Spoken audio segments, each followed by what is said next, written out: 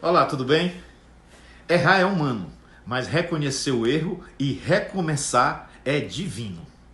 Um dia desses, eu li um artigo na internet em que um psicólogo fala da dificuldade das pessoas assumirem que votaram num certo candidato e mesmo depois desse político ter sido preso por corrupção e por roubo, a pessoa continua a apoiá-lo. Segundo ele, essa dificuldade está diretamente relacionada ao medo da admissão do fracasso. O nosso cérebro não foi programado para aceitar esse tipo de situação. A nossa sociedade foi construída para reconhecer apenas acertos e resultados positivos. Então, essa defesa do inconsciente faz com que as pessoas, além de não admitirem que erraram, continuarem tentando justificar suas escolhas. Sou de São João dos Patos, no Maranhão.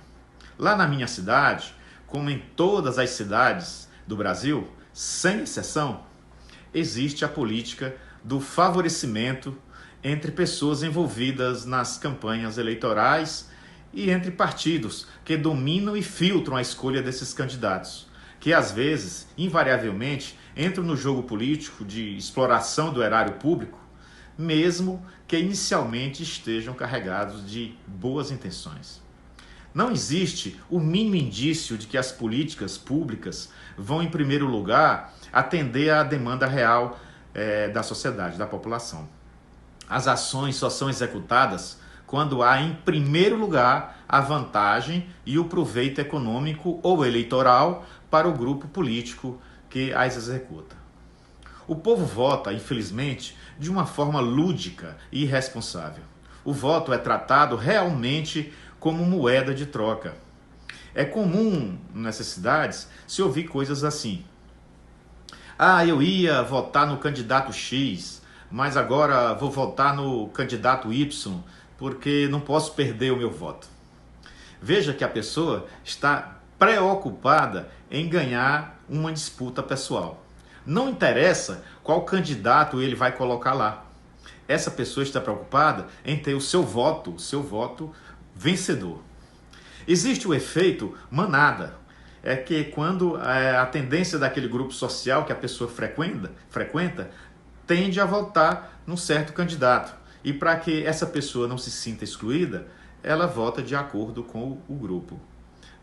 Tem a disputa famosa da briga de vizinhos, né? A Maria do lado vota no verde e então vou ter que votar no vermelho para poder contrapor. O voto do esquerdista, especialmente, é o voto característico de quem olha para o próprio umbigo. Ele vota, o esquerdista, exclusivamente para obter uma vantagem de qualquer tipo. A esquerda, que deveria seguir sua ideologia de cuidar das massas, dos menos favorecidos no Brasil, implantou o voto do miserável econômico ou do miserável político. Preferiu desenvolver favelas e maquiar a educação para que seus projetos de poder fossem atendidos de uma maneira automática, simples e bem barata. Funcionou muito bem até 2 anos atrás, quando, depois de praticarem a política da vantagem por todos os presidentes eleitos nesse período que teve a presidência dos militares. O advento das redes sociais, esse fenômeno que mudou radical e definitivamente a história política do Brasil, faz chegar aos cidadãos mais isolados, tanto em distâncias quilométricas como em distâncias de cidadania, a informação pura, sem censura, sem manobra, sem arrudeio, sem frescura. Como demonstrou o nosso presidente, oposição raiz, oposição de verdade, é aquela que já entrou na política fazendo totalmente diferente do que já existe e existiu por todos esses últimos 40 anos de abertura democrática. Veja bem, não se iluda com esses candidatos que estão numa mesma fila para pegar a prefeitura da sua cidade. Se seu candidato nunca se opôs a esse sistema vigente, se ele entrou na política e já participou desses mesmos grupos que sempre estiveram nas eleições de sua cidade, certamente você terá seu voto vencedor, mas você vai apenas trocar de mãos a chave do cofre. Você tem na sua cidade gente que errou seu voto e que vai continuar a defender essa decisão, porque tem medo de ser considerada fracassada por ter votado num corrupto e ladrão. Você pode pegar o seu voto e fazer com que prevaleça a sua vontade de ter uma administração pública voltada para o bem comum da sua cidade, com uma gestão totalmente transparente.